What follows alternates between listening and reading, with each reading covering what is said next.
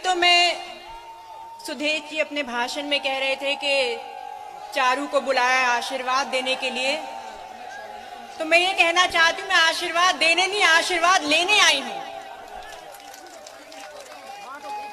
बहू हूँ, वैसे तो अब बहुत साल हो गए, मुंह दिखाई का जिक्र नहीं करूंगी, पर बहू हूँ, हमेशा आशीर्वाद लेने ही आऊंगी।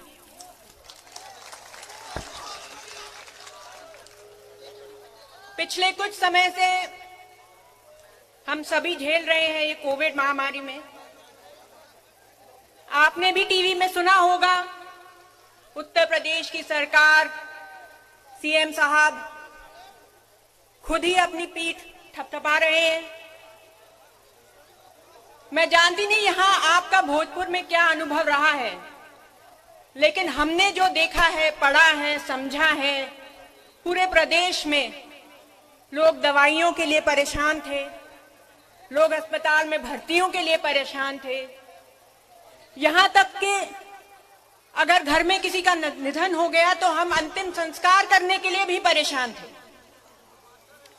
सबने देखा था किस तरह गंगा में लाशें लापता तैर रही थी, देखा था ना, सुना था। मैं पूछना चाहती हूं सरकार से कि आपने इन लाशों को किस गिनती में डाला। सरकार बोल रही थी ना कि सारे देश के मुकाबले उत्तर प्रदेश में सबसे बढ़िया प्रबंध रहा, उत्तर प्रदेश में सबसे कम लाश जाने गई। तो मैं आपको ये याद दिलाना चाहती हूं कि इस शाबाशी के वो हकदार नहीं हैं। सबने किसी ना किसी को खोया कोविड में, हमने भी अपने चौथ साहब को खोया है। सब पे जिम्मेदारियां बढ़ गई हैं। मैं परिवार को संभाल रही हूं, जैन जी पार्टी संभाल रहे हैं। उम्मीद करती हूं उनकी विरासत को आप संभालेंगे।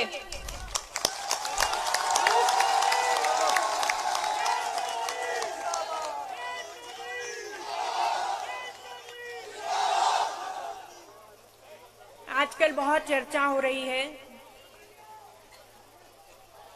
कि सरकार ने किसान कानून वापस ले लिए। दो चीजें मैं आपसे डिस्कस करना चाहती हूं। एक साल हमारे भाई वहां बॉर्डर पे बैठे थे। पहली बात है, सरकारों का हक है कि वो कानून लाती हैं, लेकिन अगर हम उनके कानून से नाखुश हैं तो ये हमारा हक नहीं कि हम कुछ बोलें। अगर किसान वहां बैठा है, अपने हक की लड़ाई लड़ना चाहता है, तो वो आतंकवादी हो गया क्या? खालिस्तानी हो गया क्या? आपने, पूरे प्रदेश ने इतने भारी मत से पिछले कुछ चुनावों में यहां से सांसद जिताए, विधायक जिताए। इस पूरे सिलसिले में कोई एक विधायक, कोई एक सांसद आपके काम आया? योगी जी ने तो कहा था कि हम किसानों की आय दुगनी कर देंगे। आय तो छोड़ो, ऊपर से हम पर वाटर कैनन चलवा दिए, हम पर लाठियां बरसवा दी, हम पर मुकदमे रखवा दिए। सच्चाई तो ये है कि अंत में काम अपने ही लोग आते हैं, अंत में काम राष्ट्रीय लोक दल ही आती है और अंत में काम जैन जी ही आए।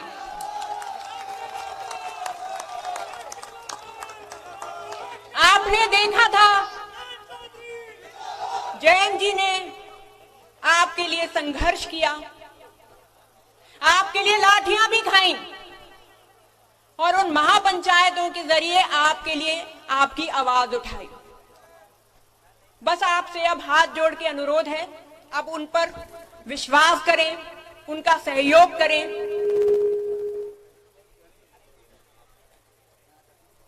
असल में अब जो माहौल प्रदेश में बन चुका है उससे सब परेशान हैं, सबके मन में दुख है, दर्द है, आक्रोश है। जिस तरह की बातें आजकल सुनने को मिल रही हैं, शायद ही कभी किसी चीफ मिनिस्टर के मुंह से ऐसी बातें सुनी होंगी। जिस तरह की भाषा का प्रयोग हो रहा है, खुलेआम धमकियां दी जा रही हैं।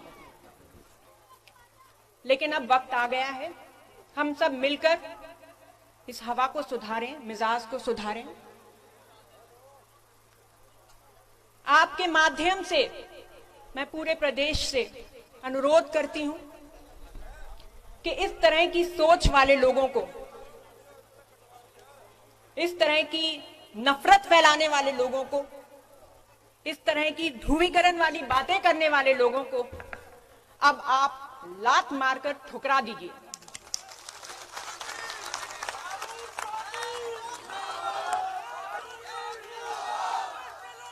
वैसे तो आपने अभी हाथ उठाकर भरोसा दिलवा ही दिया है, फिर भी आई हूं, फर्ज बनता है एक बार फिर सुदेश जी के लिए मुझे आश्वासन दे दीजिए। इन्हें लखनऊ भेजना है कि नहीं? बहुत परेशान है सुरेश जी, बार बार बुला रहे हैं। दिल खोल के एक बार फिर इनको आप आश्वासन दे दीजिए।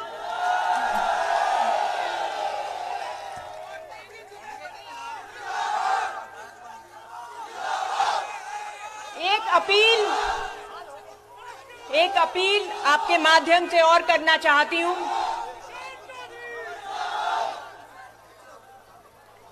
मैंने लाठियों का जिक्र किया था, एक नजर मैं आपकी हाथरस पे भी डलवाना चाहती हूं। हम सब ने देखा वहां उस लड़की के साथ क्या हुआ, उस बच्ची के साथ क्या हुआ। पूरा प्रशासन उसके खिलाफ हो गया, उसके परिवार के खिलाफ हो गया।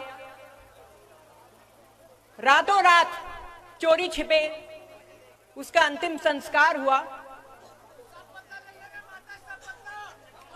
बात बदले की नहीं है। मैं सिर्फ इतना कहना चाहती हूं, अगर अन्याय हो रहा है, हमारे बीच किसी परिवार के साथ अन्याय हो रहा है, किसी बच्चे पे अत्याचार हो रहा है, तो क्या अगर हमारा कोई आदमी वहां जाकर उसका हाल पूछना चाहता है तो उसने क्या गलत किया? क्या मतलब था मेरे पति पे इतनी लाठियां बरसाने का? गुंडा है वो, मवाली है। क्या गलत किया था जयंत चौधरी ने? ठीक है, आप प्रशासन हैं, आप सरकार हैं, आपका मन चाहा तो आपने उन पे लाठियां बरसा दी, लेकिन मुझे पूरा भरोसा है कि उन लाठियों का पूरा हिसाब पश्चिम उत्तर प्रदेश आपको देगा। आप लाठियां बरसाते जाइए, लेकिन जयंत चौधरी की आवाज को आप नहीं दबा सकते। जब जब अन्याय होगा, आपने लखीमपुर में भी देखा था, उन्होंने पूरा जोर लगाया, लेकिन जयंत चौधरी ने ठान ली थी कि मैं सुबह चला, जब चला मैं वहां पहुंच के रहूंगा, और जयंत चौधरी वहां पहुंच के रहे थे। जिस तरीके से लखीमपुर में जो हादसा हुआ, उसके बावजूद आपने उस गुनहगार के पिता को अपने बगल में बिठा के रखा। आज तक वो मंत्रिमंडल का हिस्सा है। मैं कहना चाहती हूं कि ये प्रदेश भूलेगा नहीं, पूरे क्षेत्र की हाय लगेगी इन्हें।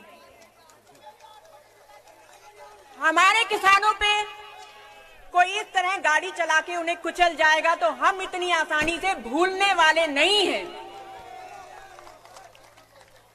भूलेंगे क्या? मैं आपके माध्यम से इस पूरे पश्चिम उत्तर प्रदेश से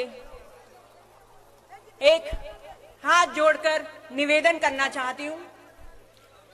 आपने जयंत चौधरी के जोश को, उनके साहस को, उनकी कर्मठता को अनुभव किया है। समय समय पर उन्होंने अपनी काबिलियत का और अपनी क्षमता का आपको सबूत दिया है।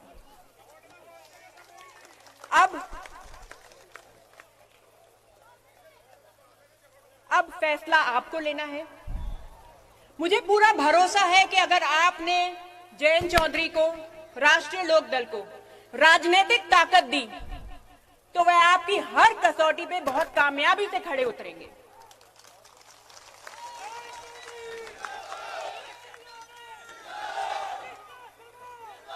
देखिए, अब चौधरी साहब हमारे बीच में नहीं रहे, लेकिन अगर आपका प्यार मिलता रहा, आपका आशीर्वाद मिलता रहा, तो कभी भी हम अपने आप को अकेला नहीं महसूस करेंगे। बहुत बहुत धन्यवाद।